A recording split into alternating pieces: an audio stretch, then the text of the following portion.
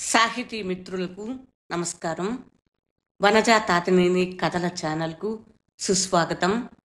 విభిన్న కథల సమాహారం వనజా తాతినేని. ఈరోజు నేను వినిపించబోతున్న కథ నిష్క్రమణం. రచన జహీదా హీనా. తితిలియం ఢూంఢే వాలే వినసొంపైన శీర్షిక. ఈ సౌందర్యమైన శీర్షిక వెనుక అంతులేని విషాదం ఉంది. ఆ విషాద కథ హృదయాన్ని తుత్తినియలు చేస్తుంది. ఒక ఉర్దూ కథకి అనువాదం నిష్క్రమణం అనే శీర్షిక చదివి కొంచెం విచారించాను. ఈ కథ ప్రారంభం నుండి మనల్ని ఊపిరాడనీయదు. ఎవరో గుండెని పిడికిట బిగించి క్షణానికోసారి నొక్కుతున్నప్పుడు ఉండే నొప్పి. చాలా శక్తివంతమైన శిల్పం. జహీదా హీనా భారతదేశంలో పుట్టి స్వాతంత్రం అనంతరం పాకిస్తాన్కు వెళ్ళిన ఆమె కవిగా, కథకురాలిగా, కాలమిస్టుగా, ఇంకా మీడియాలో పనిచేస్తూ ఉన్న సృజనశీలి. ఆమె వ్రాసిన తితిలియం ఢూంఢే వాలే కథను నిష్క్రమణం పేరిట మీరు ఇప్పుడు వింటున్నారు. కథ వినండి. నిష్క్రమణం. నార్జిస్ కటకటాల వెనుక నుంచి తల్లిని చూసింది. ఆమె పండిన జుత్తుని, ధారాపాతంగా కురుస్తున్న కన్నీటిని చూసింది.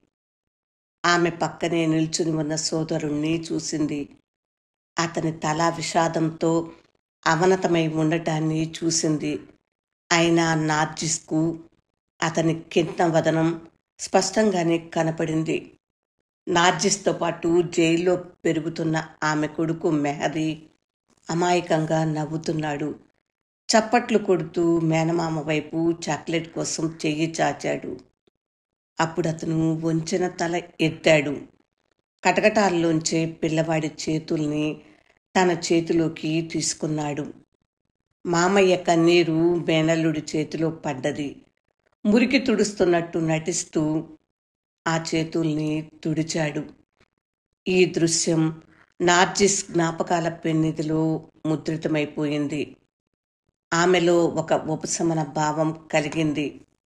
ప్రస్తుతం వార్ధక్యంలో ఉన్న తల్లి చనిపోయిన తర్వాత కూడా మెహదీని చూసుకోవటానికి తన సోదరుడు ఉన్నాడనే భరోసా నార్జిస్కు కలిగింది. అతడు ఈ పిల్లవాడిని పెంచగలడు, విద్యాబుద్ధులు చెప్పించగలడు, వాడి జీవితానికి మార్గదర్శి కాగలడు. క్షమాభిక్ష కోసం అర్జీపై సంతకం పెట్టమని ఆమె సోదరుడు ఎంతో ఒత్తిడి చేశాడు. కానీ నార్జిస్ సుతరాము ఇష్టపడలేదు. మిలిటరీ పాలనలో నేరమేమీ చెయ్యకుండానే కేవలం ఆలోచన విధానానికే ఉరిశిక్ష విధిస్తారు. అటువంటి స్థితిలో క్షమాభిక్ష అర్థించటం అనవసరమని నార్జిస్ దృఢంగా విశ్వసించింది. అభ్యర్థన సమర్పించటానికి గడువు ముగిసిపోయింది. ఇప్పుడు ఆమె మృత్యు ముఖద్వారం వద్ద వేచి ఉన్నది. ప్రవాహంలో కొట్టుకుపోతున్న వ్యక్తిని రక్షించటానికి చేయూతనిచ్చినట్టు ఆమె తల్లి నార్జిస్ చెయ్యి పట్టుకుంది. నార్జిస్కు తన వారితో ఇదే చివరి సమాగం. ఇక ఈ క్షణంలో వారు విడిపోవటం అంటే శాశ్వతంగా వీడ్కోలు చెప్పుకోవటమే. ఈ క్షణం దుర్భరమైనది, అత్యంత దుఃఖభరితమైనది. ఈ క్షణంతోనే ఆమెకు అందము, అనాకారితనము, మంచి చెడు, ప్రేమ, ద్వేషము మిళితమై ఉన్న బాహ్య ప్రపంచంతో సంబంధం తెగిపోనున్నది. పసివాడు మెహదీ నవ్వుతూ తన మామతో ఏదో మాట్లాడేస్తున్నాడు. ఊచల మధ్య నుంచి తల దూర్చి మామని ముద్దు పెట్టుకున్నాడు. తన చిన్ని చేతి వేళ్ళని అమ్మమ్మ పండు జుత్తులు చొప్పించాడు. అమ్మా, ఇక మెహదీకైనా స్వేచ్ఛ లభిస్తుంది. సంతోషించు. ఈ ఇనుప గొలుసులు, చేతి సంకెళ్ళు, నిర్బంధాలు ఇవే వాడి ప్రపంచమైపోయాయి. వాడు ఈ బ్యారెక్స్లోనే పుట్టాడు. ఇంతవరకు ఇక్కడే పెరిగాడు. ఇక వాడు విడుదలవుతాడు. బడికి వెళ్ళగలడు, బజారుకెళ్ళగలడు, పార్కులో ఆడుకోగలడు. తమ్ముడు, ఇక ముందు వీడిని పెంచే బాధ్యత నీదే. అక్కా, అక్కా, అలా మాట్లాడకు అంటూ నార్జిస్ సోదరుడు ఒక్కసారిగా బోరుమన్నాడు. అప్పుడామె మౌనం వహించింది. తల్లి వేదన, సోదరుడి దుఃఖము అర్థమయ్యాయి. కానీ ఇతరులకు జీవితాన్ని ఇవ్వటానికి వేరొకరు మరణాన్ని ఆహ్వానించక తప్పదని వారికి వివరించలేకపోయింది. సంపూర్ణమైన స్వేచ్ఛ, స్వాతంత్ర్యాలు సాధించాలంటే కొన్ని జీవితాలు ఉరికంబానికి బలి చేయక తప్పదని వారికి విశదీకరించలేకపోయింది. నార్జిస్, ఆమె భర్త హుస్సేన్ ఒకేసారి అరెస్ట్ అయ్యారు. అప్పటికే ఆమె గర్భిణి. ఇంటరాగేషన్ సమయంలో హుస్సేన్ ఆత్మహత్య చేసుకున్నాడని పుకార్లు పుట్టించారు. మిలిటరీ నిర్బంధంలో ఇవన్నీ సర్వసాధారణం. చిత్రహింసలు తట్టుకోలేక చనిపోయిన వారి శవాల్ని కుటుంబాలకు అప్పగించరు, కనీసం తెలియజేయరు. మిలిటరీ వారే పూడ్చిపెట్టేస్తారు. ఆ హత్యలని ఆత్మహత్యలుగా ప్రచారం చేస్తారు. హుస్సేన్పై ఆమెకు గల విశ్వాసం రవంత కూడా చెలించలేదు. ఆమెలానే అతడు కూడా అంతరాత్మ గల వ్యక్తి. అటువంటి ఖైదీలు ఆత్మహత్య చేసుకునేంత పిరికివారు కారు. వారు క్షమాభిక్షను అర్థించరు. ఈ చివరి చూపుల పర్వం ముగియగానే నార్జిస్ తల్లి ఒక విధమైన నిర్వేదంలో పడిపోయింది. సోదరుడు కటకటాల్లోంచే ఆమె చేతిని ముద్దాడాడు, జుత్తు నిమిరాడు. తర్వాత వాళ్ళు వెళ్ళిపోయారు. కాదు, వారే వెళ్ళలేదు, వారిని బయటకు తీసుకుపోయారు. నార్జిస్ ఒక్కసారి సోదరుణ్ణి దగ్గరకు తీసుకోవాలనుకుంది, కౌగిలించుకోవాలనుకుంది. కానీ ఇద్దరి మధ్య కఠినాతి కఠినమైన కటకటాలు అడ్డు నిలిచాయి. జైలు నియమాలను మనుషులే తయారు చేస్తారు, కానీ వాటిలో కాస్తంత కూడా మానవత్వం పాలు ఉండదు. తన మామ అటు వెళ్ళగానే మెహదీ బిగ్గరగా అరవటం మొదలుపెట్టాడు. అమ్మ చెప్పిన కథల్లోని లోకాలను, స్థలాలను చూడాలని వాడు కలలు కంటున్నాడు. కానీ అమ్మ ఎక్కడికి వెళ్ళనివ్వటం లేదు. నువ్వు రేపు వెళ్దువుగాని నాన్నా, మామయ్య నిన్ను రేపు బయటకు తీసుకెళ్తాడు అని నెమ్మదిగా అంటూనే నార్జిస్ మెహదీ బుగ్గల్ని ముద్దు పెట్టుకుంది. జైలు వార్డెన్ మరియం తల్లి కొడుకుల వైపు ఒక్కసారి చూసింది. తర్వాత చూడలేక తన కళ్ళను కిందకు దించుకుంది. ఈమె ఎటువంటి మహిళ? ఉరిశిక్ష రద్దు కోసం క్షమాభిక్ష అర్జీనైనా పెట్టుకోలేదు. రేపు ఉదయం శిక్ష అమలు చేస్తారని తెలిసిన ఒక్క కన్నీటి బొట్టు కూడా విడవలేదు, ఏడవలేదు, భగవంతుణ్ణి తిట్టుకోవటం లేదు, కనీసం జైలర్నైనా తోలనాడటం లేదు అనుకుంది. నిజానికి నార్జిస్ ఒక విచిత్రమైన మహిళ. ఆమె చేతికి ఖురానిచ్చినా ఆమె దాన్ని కళ్ళకు అద్దుకుని పక్కన పెట్టేసింది. తన పిల్లవాడినే ముద్దులతో ముంచెత్తింది. మౌల్వీ ప్రార్థన చేయించటానికి వచ్చాడు. సర్వవ్యాపి అయిన దయామయుడైన దేవుడిని తన పాపాలను ప్రక్షాళనం చేయమని కోరమన్నాడు. కానీ ఆమె చిన్న చిరునవ్వే నవ్వింది. ఆ చిరునవ్వులో నేనేమీ చెయ్యలేదు అన్న అర్థం దాగి ఉంది. మౌల్వీ అటు వెళ్ళగానే ప్రార్థనాసనమైన చాపని దిండు కింద పెట్టుకుంది. తన తలని దిండు మీద పెట్టుకుంది. పసివాడికి కథలు చెప్పటం మొదలుపెట్టింది. మహిళా వార్డులో అనేక రకాలైన నేరాలు ఆరోపించబడిన వారు, నేరాలు నిరూపించబడిన వారు ఉన్నారు. కానీ వారెవ్వరూ నార్జిస్ను తమతో పాటుగా ఒక దోషి అని పరిగణించలేదు. గత 4 ఏళ్లలో ఈ చెడ్డ స్త్రీలంతా ఆమె పట్ల మంచిగా ప్రవర్తించారు. నార్జిస్ ఎవరి జుత్తు గాని ముక్కు గాని కొయ్యలేదు, ఎవరి పశువుల్ని సంపదని దొంగిలించలేదు. గంజాయి లాంటి మాదక ద్రవ్యాలని అమ్మలేదు, ఎవరిని గాయపరచలేదు, హత్య చేయలేదు. మరి ఇటువంటి తీవ్రమైన శిక్షకు ఎందుకు గురి అవుతున్నదో ఆ స్త్రీలెవరికీ అర్థం కావటం లేదు. బీబీ మిమ్మల్ని తప్పించలేదా?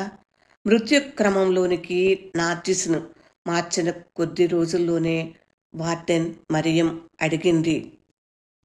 దేని నుంచి తప్పించాలి? నార్జిస్ కంఠంలో ఒక పవిత్రత ధ్వనించింది. మరణం నుంచి. లేదు, చావు మీద ఎవరికైతే నియంత్రణ ఉంటుందో వారు దాని నుంచి తప్పించుకోలేరు. అంతేకాదు, మెహదీ ఉన్నాడు. నా తర్వాత వాడు జీవిస్తాడు. నేను వాడిలో జీవిస్తాను. వాడి తర్వాత వాడి పిల్లల్లో జీవిస్తాను. ఆ తర్వాత మరియం మరే ప్రశ్నలు వేయలేదు. మరణ క్రమంలో ఉన్న బీబీ ఒక గొప్ప తత్వవేత్త అని బ్యారెక్స్లో వ్యాపించిపోయింది. మరణం తర్వాత కూడా ఆమె పునరుత్థానం చెందుతుందని, జీవావిష్కరణ పొందుతుందని అందరూ చెప్పుకున్నారు. ఆమెను గొప్ప మనోబలం గల వ్యక్తిగా అందరూ భావించారు. ఆ సంఘటన తర్వాత ఆమె వద్దకు వార్డెన్ ఎవరు వచ్చినా వినయంతో కిందకు చూసి నడుస్తుంటారు. జైలు సూపరింటెండెంట్ వచ్చిన వెంటనే ఆమె గది నుంచి పారిపోతాడు. ప్రతిరోజు ఆమెను 2 సార్లు గది నుంచి వెలుపలికి తీసుకువెళ్ళేటప్పుడు ఒక హఠాత్ నిశ్శబ్దము చుట్టూ ఉన్న వారిలో వ్యాపిస్తుంది. అప్పటి వరకు అరుస్తూ పోట్లాడుకుంటున్న స్త్రీలు కూడా ఒక్కసారిగా మౌనం వహిస్తారు. ఆమెను ప్రత్యేక వ్యక్తిగా చూస్తారు. నార్జిస్ ఊర్ధ్వలోకం నుంచి ఊడి వచ్చినట్టుగా గౌరవిస్తారు. ఆ చివరి భోజనం ఒక పండుగ విందు మాదిరిగా జరిగింది. ది లాస్ట్ సప్పర్ గొప్ప చిత్రకారుడు లియోనార్డో డావిన్సీ చిత్రపటం ఆమెకు గుర్తుకొచ్చింది. ఆ భోజనంతో మెహదీ ఎంతో ఆనందపడిపోయాడు. అమ్మా, తిండి బాగుందమ్మా అంటూ ఆమె మెడ చుట్టూ చేతులేశాడు. అవును నాన్నా, నీ మాట నిజం. నార్జిస్ అతడి నోటిలో ముద్ద పెడుతూ దుఃఖాన్ని దిగమింగుకుంటూ చూపు మరల్చుకున్నది. ఆమె కన్నీరు ఆ చిన్నవాడి కంటపడటం ఆమెకు ఇష్టం లేదు. రాత్రి అయ్యింది. మెహదీ నిద్రలో మునిగిపోయాడు. కానీ నార్జిస్ వాడితో గుండె నిండుగా కబుర్లు చెప్పుకోవాలనుంది. వాడి మాటలు వినాలనుకుంది. బాగా పొద్దుపోయే వరకు వాడిని మెలకువగా ఉంచాలనుకుంది. ఉదయాన్నే ఆమెను తీసుకుపోవటానికి వారు వచ్చేసరికి వాడు గాఢ నిద్రలో మునిగి ఉండాలనుకుంది. నార్జిస్ వాడి కళ్ళ వైపు చూసింది. వాడి అందమైన నుదుటి వైపు చూసింది. వాడి కళ్ళు హుసేన్ కళ్ళలా ఉంటాయి. వాడి నుదురు హుసేన్ నుదురులాగా విశాలంగా ఉంటుంది. వాడి శరీరం కూడా హుసేన్ శరీరపు పరిమళమే వేస్తుంది. ఆ సుగంధంలో పుష్పాల సౌందర్యము, అనంతమైన జీవేచ్ఛ ఉంటాయి. హుసేన్, ఇప్పుడు ఇక్కడ నువ్వు లేవు. ఇంకా ఎక్కడో ఉన్నావా? భూమి ఆకాశాల మధ్య సంచరిస్తున్నావా? లేక నీ జీవ కణాలను పంచుకు పుట్టిన ఈ నీ కుమారుడిలో ఉన్నావా? నార్జిస్ రక్తం ఒక్కసారిగా ఉప్పొంగింది. మెహదీని ఆప్యాయంగా పెనవేసుకుంది.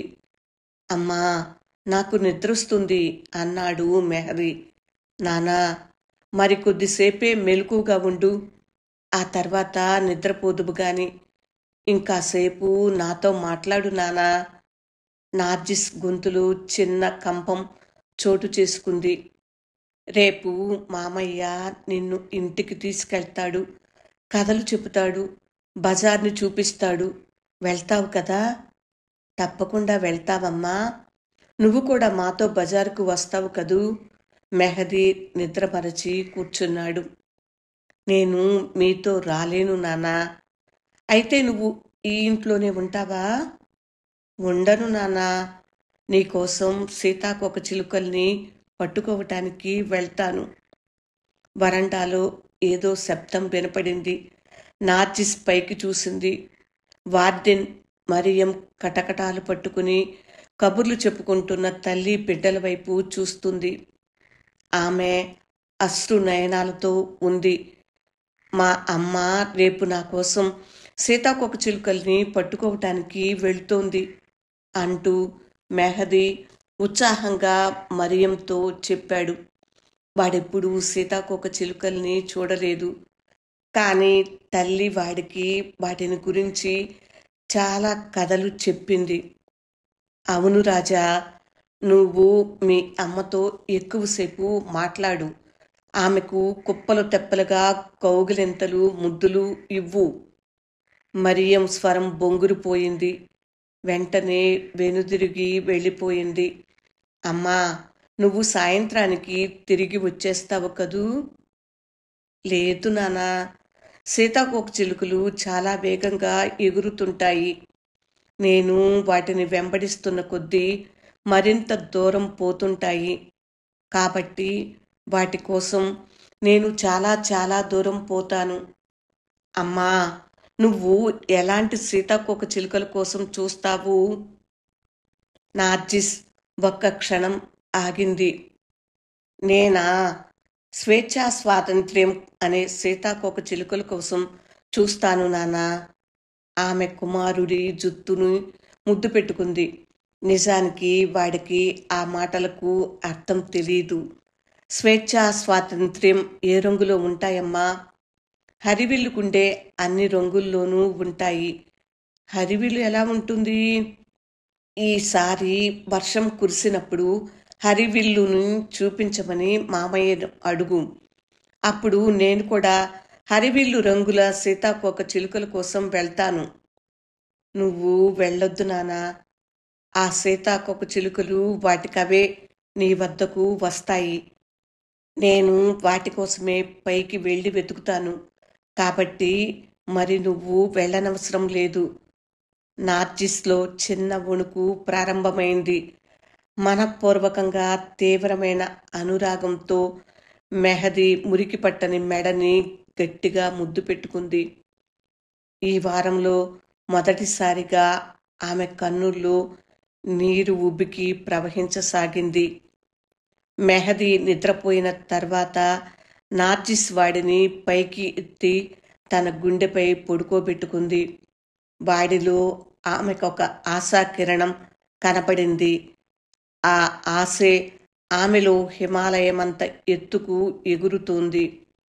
భవిష్యత్తులో తన జీవ చైతన్యాన్ని వాడు కొనసాగించగలడని ఒక ఆవిష్కరణ భావము ఆమెకు కలుగుతుంది. చుట్టుపక్కల బ్యారెక్స్ నుంచి ప్రార్థనా గీతాలు వినిపించటం మొదలైంది.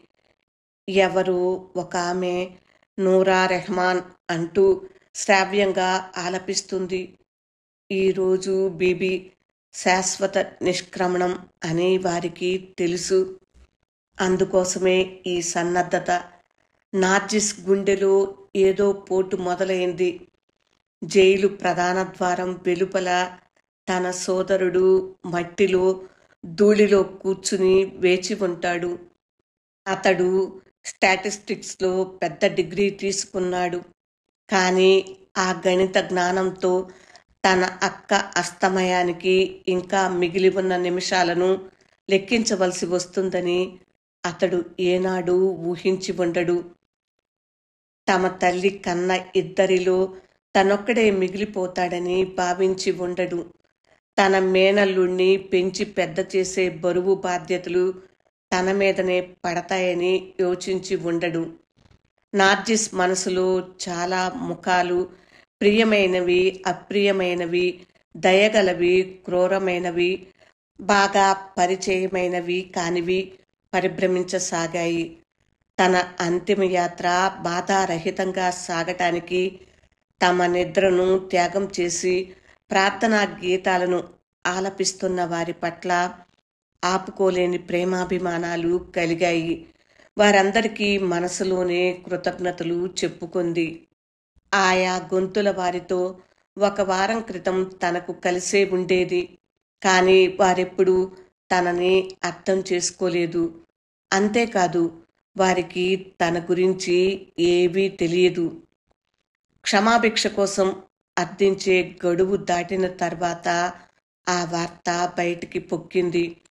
జైలు అధికారులు ఆమెను బ్యారెక్స్ నుంచి మరణ క్రమంలోనికి మార్చటానికి వచ్చారు. పరిసరాల్లో భయంకరమైన నిశ్శబ్దం అలముకుంది. నార్జిస్తో పాటు మెహదీ కూడా బ్యారెక్స్ని వీడేటప్పుడు కొందరు స్త్రీలు తలలు వంచుకొని కళ్ళు తుడుచుకోవటం ఆమెకు కనపడింది. ఈ స్త్రీల ఏ చిన్న గడబిడ సన్నివేశానికైనా ఒకరినొకరు తిట్టుకుంటారు, దుస్తులు చించుకుంటారు. దాంతో వారిని మ్యాట్రన్, వార్డెన్ బలవంతంగా విడదీస్తుంటారు. ఈరోజు వారి ప్రవర్తన భిన్నంగా ఉంది. నార్జిస్కు ఒక తాత్కాలికమైన నిద్ర మత్తు వంటిది ఆవహించింది. ఆమె హృదయం కృంగిపోనారంభించింది. గుండె ఒక తీవ్రమైన అనునాదంతో కొట్టుకుంటోంది.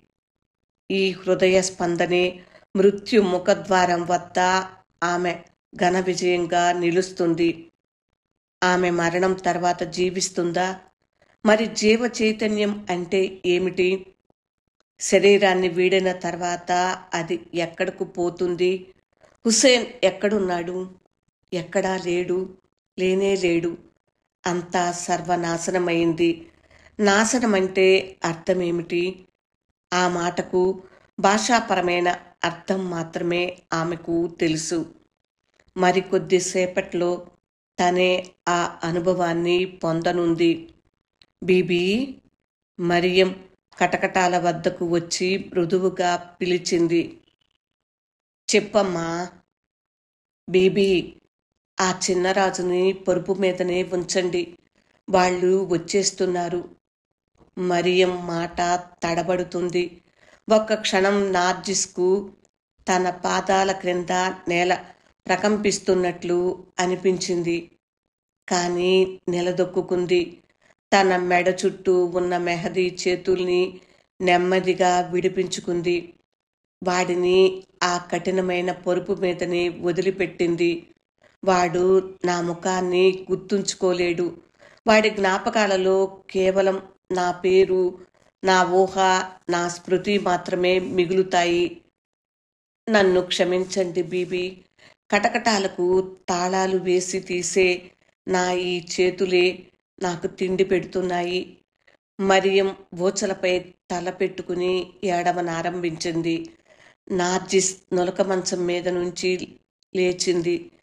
కటకటాల్లో నుంచి మరియం భుజాల మీద చేతులేసింది. మాటలకు నిర్వచనాలు లేవు. బరువైన అడుగుల చప్పుడు వినపడింది. నార్జిస్ మరియం మోచేతిని నెమ్మదిగా తట్టింది. మరియం తలెత్తి తన కన్నీటి తెరల్లో నుంచే నార్జిస్ను చూసింది. తన కళ్ళని తెల్లని మస్లిన్ దుప్పటాతో తుడుచుకుంది. అటెన్షన్లో నిలబడింది. తాళంలో చెవిని తిప్పి వీలైనంత నెమ్మదిగా తలుపు తెరిచింది. జైలు సూపరింటెండెంట్ ఇనుప తలుపుని గట్టిగా గోడకు తగిలి పెద్దగా ధ్వని వచ్చేటట్టు తీశాడు. సార్, పిల్లవాడు నిద్రపోతున్నాడు, మేల్కొనగలడు, మరియం నమ్రంగానే అంది. నోర్మీ, వాడు నీ పిల్లవాడు కాడు, సూపరింటెండెంట్ అసహనంతో అన్నాడు. సార్, బిగ్గరగా మాట్లాడవద్దు ప్లీజ్. యువ మెజిస్ట్రేట్ నిద్రపోతున్న మెహదీ వైపు చూస్తూ కనుబొమలు తుడుచుకుంటూ అన్నాడు. సూపరింటెండెంట్ బ్రుకుటి ముడివేస్తూ చిరాగ్గా చూశాడు.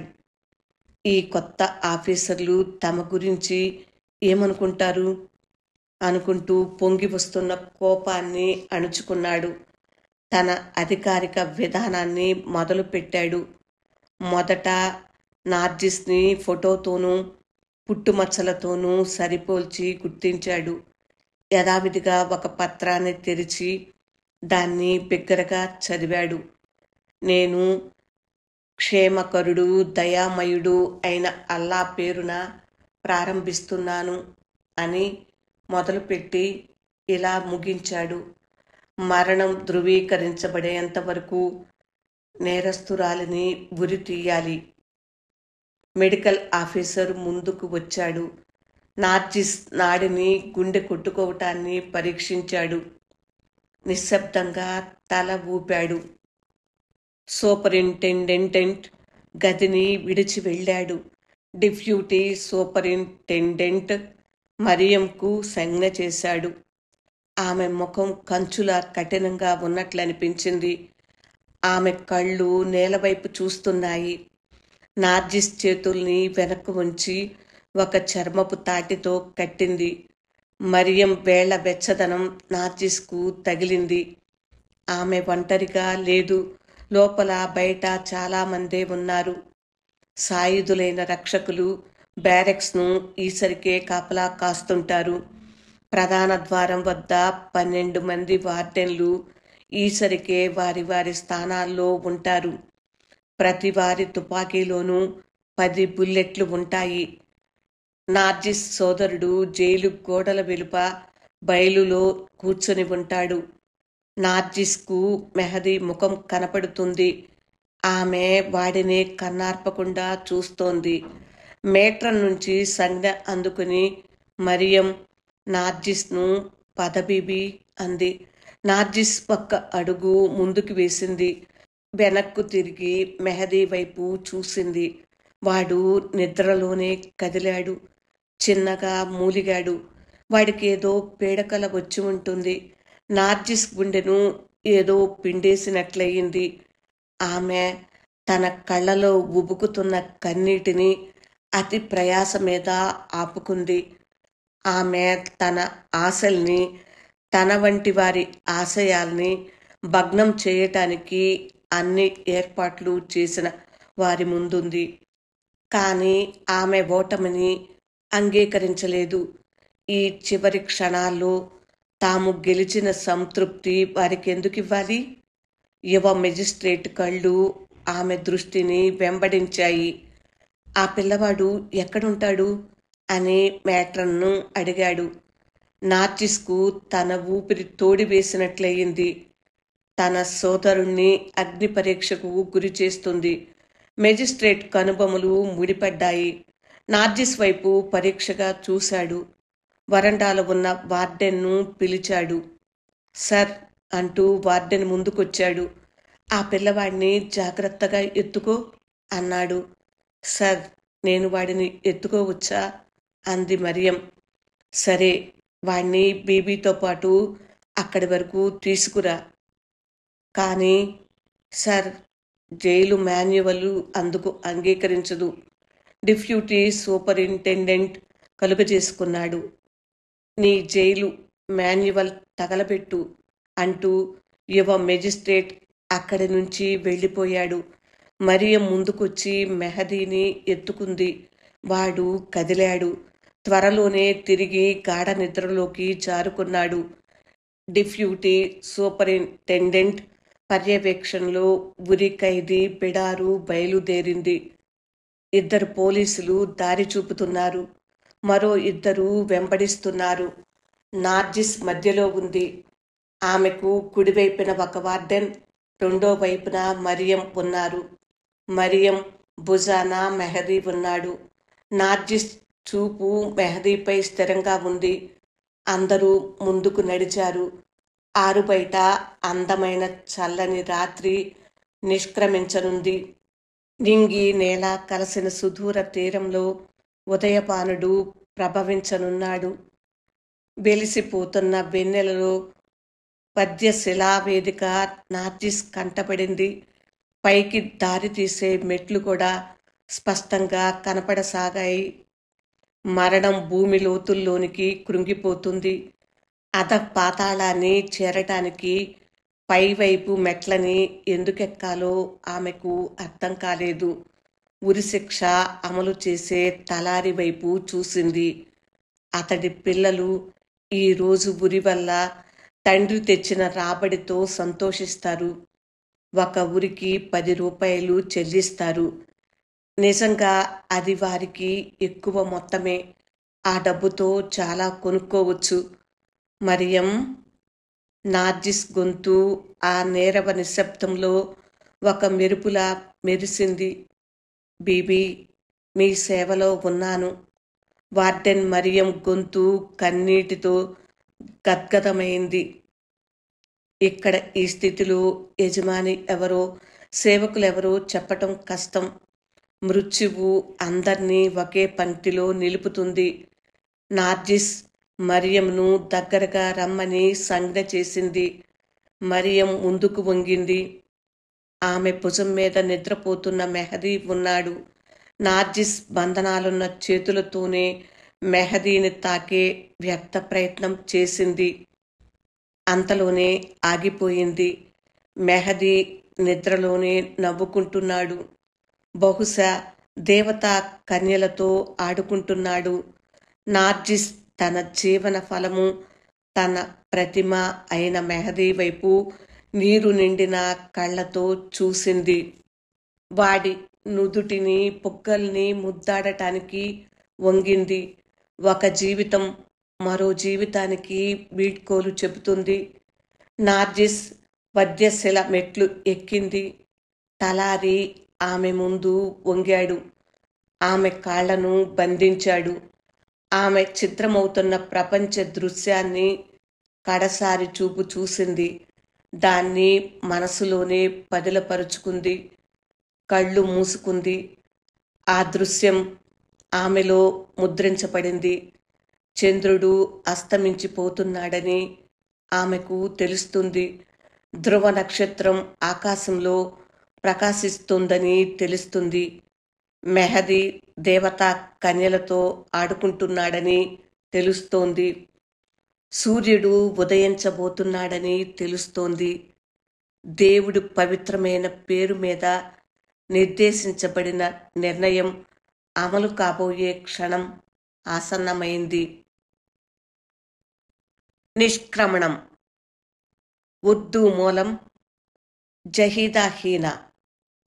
అనువాదం టి. షణ్ముఖరావు. జహీదా హీనా పాకిస్తాన్ రచయిత.